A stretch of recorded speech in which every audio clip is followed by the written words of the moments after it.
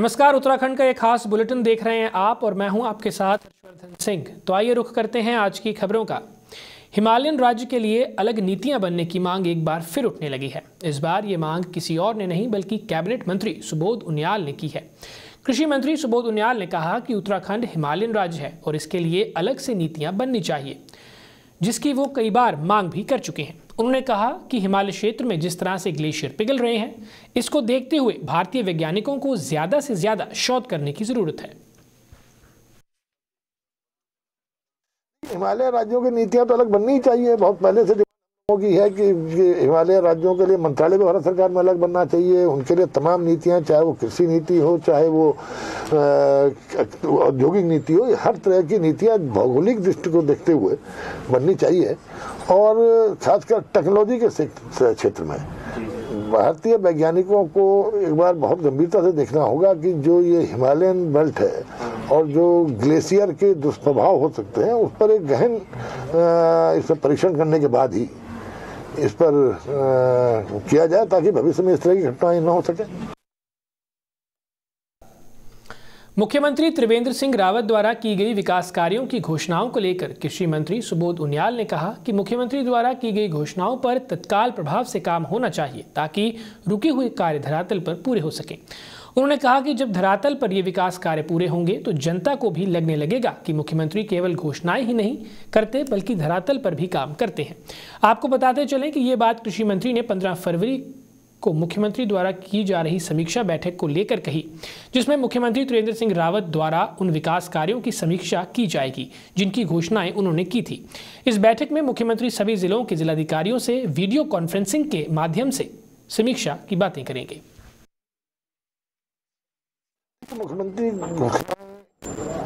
समय से पूरी की जानी चाहिए। इसको लेकर मुख्यमंत्री काफी संवेदनशील और गंभीर हैं और इसकी मॉनिटरिंग कर रहे हैं, क्योंकि ताकि मॉनिटरिंग करने के बाद अगर कोई योजना जिस पर अभी तक निर्णय नहीं हुआ है तो उसके कारण मालूम हो सके कि अगर किन कारणों से नहीं हो पाया, और अगर वाजिब कारण है तो ठीक है, अदरवाइज तत्काल उन घोषणाओं की को पूरा किया जा सके।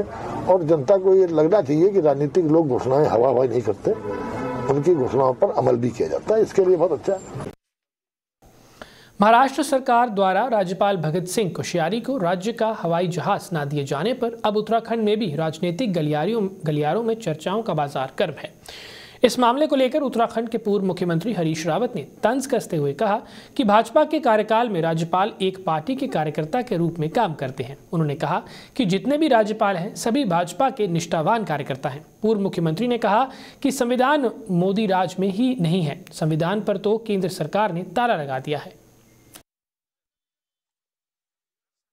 एयरपोर्ट पर और 3 दिनों का कार्यक्रम था। भाई चाहे भगत सिंह जी हों या कोई और लोग हों, बंगाल वाले हों, धनखड़ हों, कोई और हों, ये गवर्नर थोड़ी है, ये तो एक पार्टी के कार्यकर्ता रह गए हैं। अब किसी की पार्टी के कार्यकर्ता को किसी सरकार ने जो है हेलीकॉप्टर नहीं दिया या जहाज नहीं दिया, इस पर हरीश रावत क्या कमेंट करेगा? ये तो आप ये महामहिम थोड़ी रह गए। जब ये महामहिम के तौर पर बात करेंगे तब हम मैं ये कुछ नहीं, मैं एक तथ्य जानता हूं कि ये सब लोग जो है भाजपा के राजनीतिक कार्यकर्ता के तौर पर काम कर रहे हैं। ये गवर्नर क्यों अध्यक्ष जी? हाँ, चाहे बंगाल वाला हो, यहाँ वाला हो, कोई और हो, मोदी जी के राज्य में गवर्नर भी पार्टी कार्यकर्ता है और बहुत निष्ठावान कार्यकर्ता के तौर पर काम कर रहे हैं। संविधान एक तरफ रख दिया है, बस कि मैं समझता हूँ शायद उसके लिए ताला भी सेंट्रल गवर्नमेंट से गया होगा,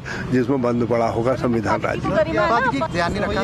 अब हमारे रिश्ते बड़े भाई के भी हैं, इसलिए हमसे ज्यादा मत पूछवाइए। जितना हमने कह दिया वो सत्य है, दिन के उजाले की तरह। आप गलत मानते हैं, ऐसे ही मानते हैं इस परंपरा को जिस तरीके से कोश्यारी जी के साथ हुआ है? बस गवर्नर रहें तो गवर्नर पद की गरिमा का ध्यान रखा जाना चाहिए।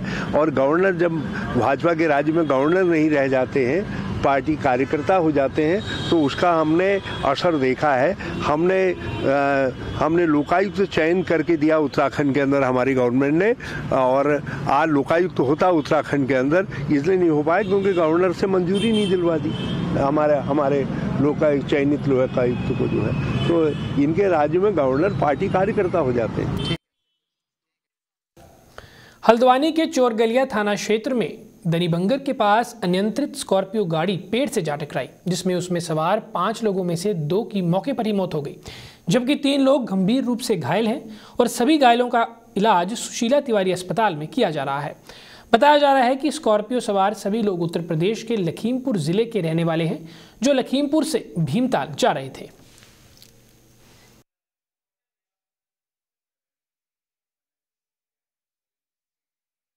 लोग हम जा रहे थे लखीमपुर खीरी से भीमताल जा रहे थे। भीमताल में जगह पड़ी है सैलन सिंह के नाम, जो सैलन सिंह यहाँ पे हैं, साथ में ही हैं। क्या हुआ फिर हुआ क्या, हम लोग जा रहे थे, फिर यहाँ पे एक्सीडेंट हुआ और क्या नाम टैंकर, हमारी स्कॉर्पियो गाड़ी थी 81 यूपी 31 82 45 स्कॉर्पियो नंबर है, ठीक है। उसके पर पूरा टैंकर निकला और फिर पीछे से एक टक्कर भी हुई, जिसमें अब हमारे 2 साथी बिल्कुल डॉक्टर साहब जो बता रहे हैं वो नहीं रहे हैं और 3 लोग हम लोगों को बहुत ज़्यादा चोट आई है। दिल्ली के मंगोलपुरी में राम मंदिर निर्माण के लिए धन संग्रह का काम कर रहे रिंकू शर्मा की हत्या से भाजपा सहित तमाम हिंदू संगठनों में भारी रोष है। इस घटना के विरोध में डोईवाला में भाजपा और विश्व हिंदू परिषद के कार्यकर्ताओं ने प्रदर्शन किया। इस दौरान प्रदर्शनकारियों ने थाना चौक में केजरीवाल सरकार का पुतला दहन भी किया। इस दौरान भाजपा नगर मंडल अध्यक्ष विनय कंडवाल और विश्व हिंदू परिषद के नेता वेद प्रकाश कंडवाल ने कहा कि रिंकू शर्मा की हत्या किसी भी सूरत में बर्दाश्त नहीं की जाएगी।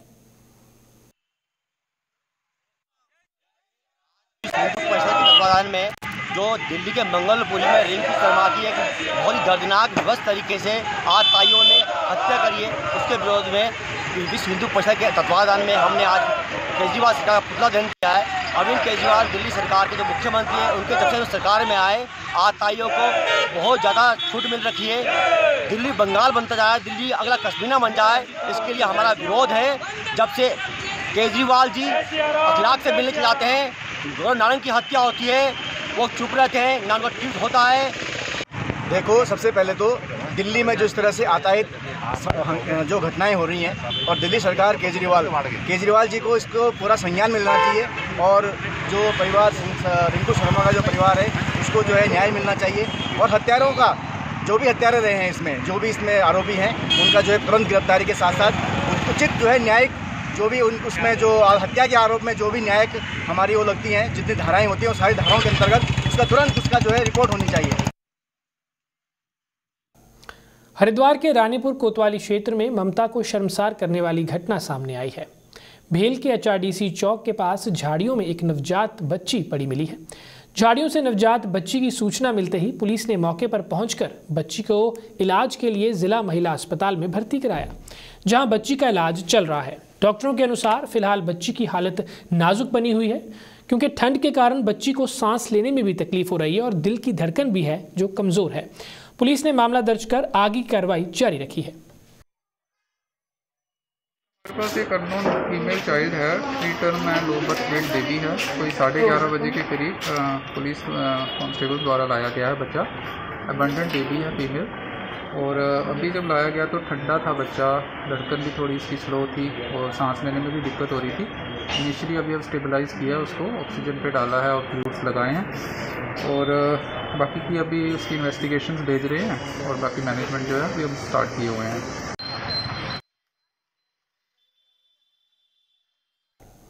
लालकुआं कोतवाली क्षेत्र में बेखौफ चोरों का आतंक जारी है। 15 दिन में हुई दूसरी वारदात में चोरों ने एक रात में 3 दुकानों के ताले तोड़कर हजारों की नकदी सहित सामान पर हाथ साफ कर दिया। चोरों ने सेंचुरी पेपर मिल के निकट गौला मार्ग पर सिलसिलेवार तरीके से नासिर चिकन शॉप का ताला तोड़कर दुकान के अंदर रखा गल्ला, जिसमें हजारों की नकदी बताई जा रही है, उसको चोरी कर लिया। इसके बाद चोरों ने बगल में स्थित देवभूमि व्यापार मंडल सचिव जितेंद्र पाल की झटका चिकन शॉप को भी निशाना बनाया।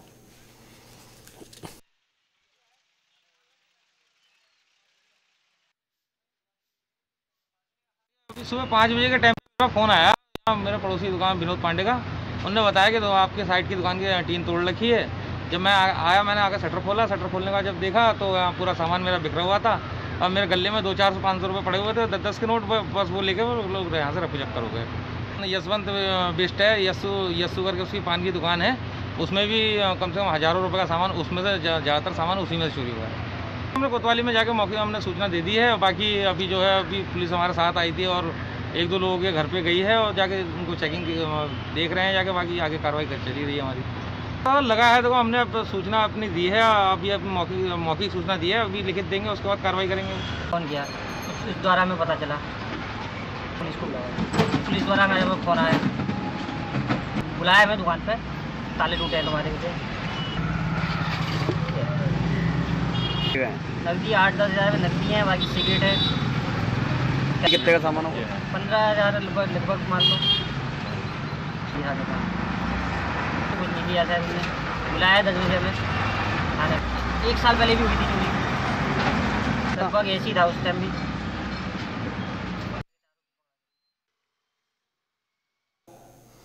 वरिष्ठ पुलिस अधीक्षक नैनीताल के आदेश अनुसार अवैध कच्ची शराब के बनाने वालों और इसकी तस्करी करने वालों के विरुद्ध अभियान जारी है। इस अभियान के तहत पुलिस ने कालाडूंगी थाना क्षेत्र के बनाखेड़ा रेंज के जंगल में छापेमारी कर अवैध रूप से संचालित कच्ची शराब की भट्टियों को नष्ट करते हुए लगभग 5,000 लीटर से अधिक लाहन को नष्ट किया। इस दौरान आरोपी मौके से भागने में सफल रहे। पुलिस ने आबकारी अधिनियम के तहत मुकदमा दर्ज कर फरार आरोपियों की तलाश शुरू कर दी है। ये आज सूचना मिली थी कि ईसाई फार्म में कच्ची शराब की भट्टियाँ चल रही हैं। इसमें हमारी कालाडूंगी पुलिस की टीम द्वारा दबिश दी गई। जंगल का एरिया होने के कारण जो शराब बना कच्ची कर रहे थे वो तीनों मौके से भाग गए हैं, लेकिन भट्टी का सामान और 55 लीटर दारू करीब 3,000 लीटर हमने लहन नष्ट किया है। जो भागे हुए मुलजिम हैं उनके खिलाफ मुकदमा पंजीकृत कर दिया गया है और उनकी तलाश की जा रही है। बढ़ती बेरोजगारी के चलते एनएसयूआई ने सरकार के खिलाफ नौकरी दो या डिग्री वापस लो मुहिम शुरू की है, जिसके तहत डोईवाला में भी एनएसयूआई के कार्यकर्ताओं ने इस मुहिम की शुरुआत की है। इस दौरान पढ़े लिखे बेरोजगार युवाओं ने सरकार के खिलाफ जमकर नारेबाजी की और सरकार से रोजगार देने की मांग भी की। एनएसयूआई के कार्यकर्ताओं का आरोप था कि 2014 के चुनावों में रोजगार का वादा कर भाजपा ने सरकार बनाई थी और साल में 2 करोड़ युवाओं को रोजगार देने का वादा किया था, लेकिन 7 साल बीत जाने के बाद भी केंद्र की भाजपा सरकार ने बेरोजगार युवाओं को रोजगार नहीं दिया है।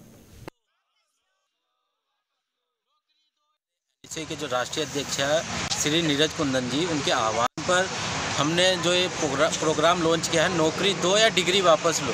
देखिए, जब 2014 में भाजपा सरकार आई थी, नरेंद्र मोदी जी ने वादा किया था कि 2 करोड़ रोजगार हम प्रतिवर्ष देंगे, लेकिन आज 6 साल हो गया, 12 करोड़ नौकरी का वादा होना चाहिए था, लेकिन अभी 12 लाख नौकरी भी सरकार ने नहीं दी है। तो हमारा ये मकसद है कि छात्र छात्राओं को या तो नौकरी दो या फिर उनकी डिग्री वापस लो। मुहिम लॉन्च की है जिसका नाम है नौकरी दो या डिग्री वापस लो, जो कि हमने राज्य सरकार और प्रदेश केंद्र सरकार के लिए एक मैसेज दिया है कि जो हमारे बच्चे हैं जिन्होंने अभी पास आउट करके डिग्रियां लेके घर में बैठे हैं, उनको रोज़गार दिया जाए। जब भाजपा सरकार सत्ता में आई थी तो बड़े बड़े वादे किए थे कि हम 2 करोड़ रोज़गार हर साल देंगे। केंद्र राज्य सरकार ने कहा था 4 लाख रोज़गार हम हर साल देंगे, पर कोई रोज़गार नहीं मिल रहा है, बल्कि जिनकी नौकरियां थी वो भी चली गई हैं इस लॉकडाउन में। बहुत बुरा हाल है लोगों का। हमने ये मैसेज देने का केंद्र को एक मैसेज देने के लिए एनएसयूआई ने एक प्रोग्राम चलाया है, जिसका हमने आज यहाँ से स्टार्टिंग किया है और हम हर उस घर तक जाएंगे, हर लोगों के पास जाएंगे जो इस समस्या से जूझ रहे हैं। वरिष्ठ पुलिस अधीक्षक प्रीति प्रियदर्शनी ने कोतवाली का निरीक्षण करते हुए कोतवाली पुलिस को व्यवस्थाएं दुरुस्त करने के निर्देश दिए। वरिष्ठ पुलिस अधीक्षक प्रीति प्रियदर्शनी ने जहां मालखाना और शस्त्रों के साथ कर्मचारी बैरिक का निरीक्षण किया और व्यवस्थाएं दुरुस्त करने के निर्देश भी दिए। उन्होंने कोतवाली पुलिस को लंबित विवेचनाएं पूरी करने व मुकदमों से संबंधित सामान का निस्तारण करने के भी निर्देश दिए। इस दौरान सीओ बलजीत सिंह भाकुनी, कोतवाल अब्दुल कलाम आदि मौजूद थे।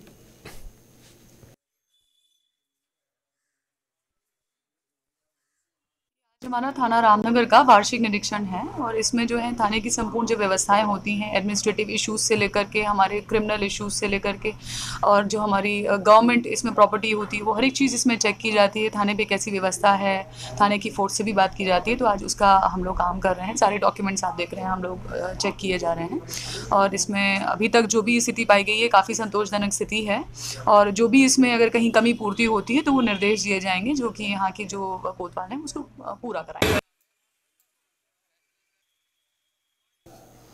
प्रांतीय उद्योग व्यापार मंडल द्वारा कुंभ मेला प्रशासन द्वारा कावड़ मेला रद्द करने के किए जाने के विरोध में जोरदार प्रदर्शन किया गया।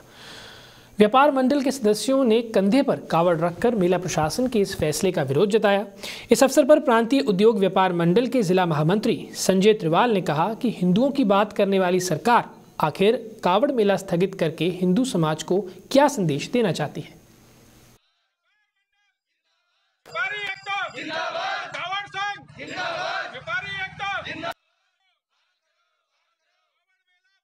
आज जो केंद्र सरकार की गाइडलाइन आ रही है हम इसका कड़ा विरोध करते हैं। व्यापारियों के हित में कोई नहीं आ रही।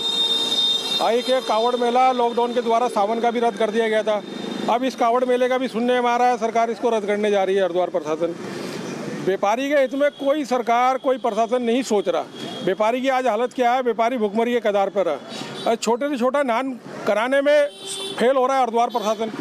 जो भी गाइडलाइन आ रही केंद्र की हो, सरकार की और राज्य सरकार की, हम इसका कड़ा विरोध करते हैं।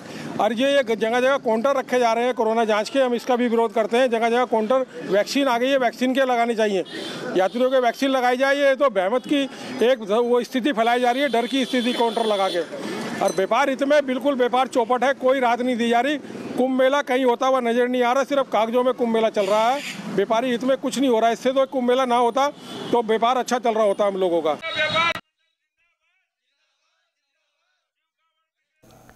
गन्ना किसानों के बकाया भुगतान को लेकर कांग्रेस प्रदेश अध्यक्ष प्रीतम सिंह के नेतृत्व में किसानों ने सीएम से मुलाकात की। कांग्रेस प्रदेश अध्यक्ष ने कहा कि उन्होंने सरकार से गन्ना किसानों का बकाया भुगतान करने की मांग की है। आपको बता दें कि गन्ना किसानों का पिछले लंबे समय से सरकार ने भुगतान नहीं किया है, जिससे किसानों के सामने आर्थिक संकट खड़ा हो चुका है। आज अभी पूर्व मुख्यमंत्री हरीश राव जी ने बड़े विस्तार से जो देवी आपदा आई थी उसके परिप्रेक्ष्य में और गन्ना किसानों के परिप्रेक्ष्य में विस्तृत से बात कही। हम मुख्यमंत्री जी के पास गए थे और हमने मुख्यमंत्री जी से आग्रह किया कि गन्ना किसानों का बकाया भुगतान सरकार तत्काल प्रभाव से करे और साथ ही साथ गन्ने का जो है वो मूल्य भी है जो है घोषित करने का काम करे। इसके साथ साथ जो घटना घटित हुई मैं समझता हूँ बहुत ही दुखद है और सरकार भविष्य के लिए इस घटना से सबक लेते हुए जो भी आवश्यक कदम है उसको उठाने का काम करे ताकि इसकी पुनरावृत्ति ना हो सके। कुंभ मेला 2021 के लिए सरकार द्वारा पर्याप्त सुविधाएं ना मिलने से अनी अखाड़ों के संतों ने नाराजगी जाहिर की है। आपको बता दें कि तीनों अखाड़ों से जुड़े संतों ने अखाड़ा परिषद से बहिष्कार की घोषणा भी की है। प्रेस वार्ता के दौरान संतों के श्री पंच दिगंबर अणी, श्री पंच निर्मोही अखाड़ा व अन्य एक और अखाड़ों से जुड़े संतों ने ये घोषणा की है कि कुंभ में सरकार अगर उनकी नहीं सुनती है तो भी वह स्नान होगा। आज जो हमारी जिस तरह से तीनों वैष्णव बैरागी अणियों का तिरस्कार हो रहा है, आज से नहीं सदियों से बैरागी कैंप में हम लोगों को जगह आवंटित होती चली आ रही है और ये बैरागी कैंप से ही नाम से मेला विभाग में रिकॉर्ड में है। उसके बावजूद भी यहाँ कोई सुविधा सरकार की तरफ से सिर्फ वैष्णव अणियों को नहीं मिल रही है। बाकी जितने भी अखाड़े हैं उनको उनके अनुसार सुविधा मिल रही है। 1-1 करोड़ रुपए भी उनके यहाँ आ गए हैं। तीनों अणियों को खाली आजकल उनके खाते में एक नया पैसा नहीं आया है। जिस तरह से अखाड़ा पैसा से आप जी अलग होने की तो घोषणा जायज़ है, वो नाजायज़ नहीं है। लेकिन आपने पूछा इस बात के कि अनुष्ठान कैसे करें। अनुष्ठान जिस परंपरा गति से होते हैं उसी से होंगे। सरकार कितनी छूट देती है नहीं देती है, हाँ बैरागियों की उपेक्षा की जा रही है जो कि नहीं होनी चाहिए। अगर इसी तरीके से उपेक्षा हुई तो हम लोग उसके लिए आंदोलन के रूप में राम नाम कीर्तन करेंगे और हम बैठेंगे, आंदोलन पे बैठेंगे कि हमको जो सुविधाएं, मूलभूत सुविधाएं दी जाती हैं वो दी जाएं।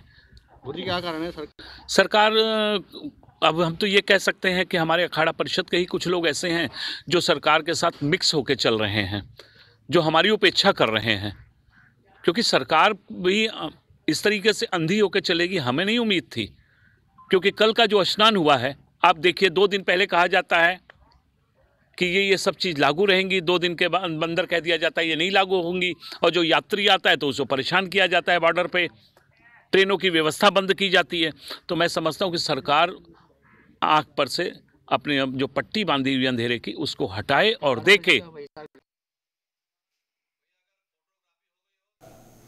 शहर को बदरंग करने वालों के विरुद्ध नगर निगम ने कार्रवाई करना शुरू कर दिया है और शहर के चौक चौराहों पर सरकारी व निजी संपत्तियों पर बिना इजाजत बैनर चिपकाने वाले राजनीतिक दलों के महानगर अध्यक्षों को नगर निगम की ओर से 18 जनवरी को नोटिस जारी किया गया था, जिसमें बिना अनुमति के लगाए गए बैनर पोस्टर 12 घंटे में हटाने के निर्देश दिए गए थे, जिसको देखते हुए नगर निगम प्रशासन शहर भर में लगे पोस्टरों को हटाने में जुटा हुआ है।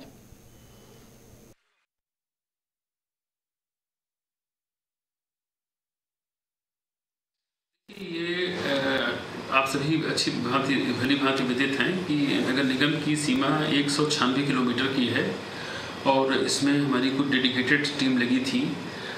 2 दिन पूर्व हमने सभी सुपरवाइजर्स को और सभी इंस्पेक्टर्स को भी आदेश दिया कि आपके वार्ड में जो इलाके पड़ते हैं वहाँ से भी ये अवैध जो होर्डिंग हैं, दीवारों पे पोस्टर लगे हैं, इनको हटाने का काम शुरू करें और ये काम अब काफ़ी युद्धस्तर पर शुरू हो गया है।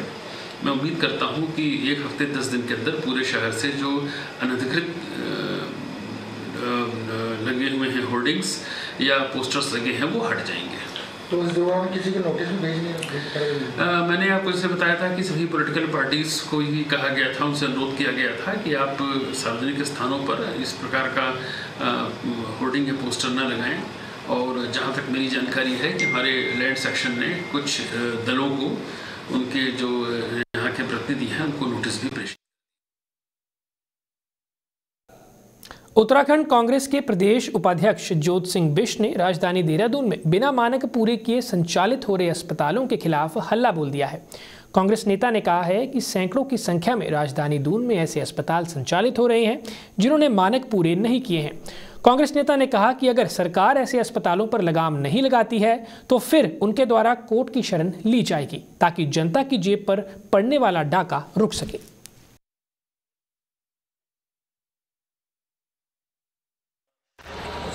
देखिए, उत्तराखंड में जो स्वास्थ्य सेवाएं हैं, सरकारी स्वास्थ्य सेवाओं के प्रति लोगों का नज़रिया क्या है ये आप हम सबसे छुपा नहीं है।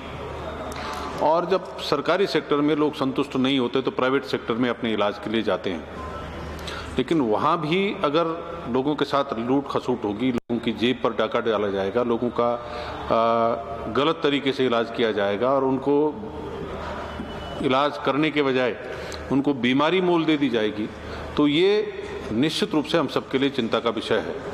उत्तराखंड में स्वास्थ्य विभाग माननीय मुख्यमंत्री जी की देखरेख में पिछले 4 साल से चल रहा है और इन 4 सालों में जिस तरह से बिना मानकों को पूरा किए राज्य में प्राइवेट अस्पतालों की बाढ़ आई है, वो अपने आप में कुछ सवाल खड़े करता है। एक प्राइवेट अस्पताल को खोलने के लिए उसका भवन जो है उसको स्थानीय जो अथॉरिटी है वो मानक पूरे करके उस भवन को खोल करके उससे अनुमति मिलनी चाहिए, उसकी फायर की एनओसी होनी चाहिए, उसकी पर्यावरण की एनओसी होनी चाहिए और उसके साथ साथ उसमें जो मेडिकल स्टाफ और जो पैरामेडिकल स्टाफ काम कर रहा है उसका बाकायदा रजिस्ट्रेशन होना चाहिए, उनकी जो क्वालिफिकेशन है उसका जांच होनी चाहिए और वो एक अस्पताल जहां रजिस्टर्ड है उसके अलावा दूसरे अस्पताल में काम न करें, ऐसा भी उनके द्वारा अंडरटेकिंग दी जानी चाहिए। जबकि इन सारे मानकों को ताक पर रख करके मैं देख रहा था कि एक अस्पताल पैनेसिया वो LIC बिल्डिंग के सामने है जो इन मानकों को पूरा नहीं करता है। एक यशोदा अस्पताल रेस कोर्स में वो भी मानकों को पूरा नहीं कर रहा है, और हालात ही है कि एक जगदम्बा अस्पताल जो है रिस्पना पुल के पास, वो कैनिल स्टार होटल जो है उसकी बिल्डिंग पर चलाया जा रहा है, ये भी मानकों को पूरा नहीं करता। और इसके अलावा कुछ और अस्पताल हैं बड़ी संख्या में जो मानकों को पूरा नहीं करते हैं। फिलहाल के लिए इतना ही, मुझे दीजिए इजाजत, नमस्कार।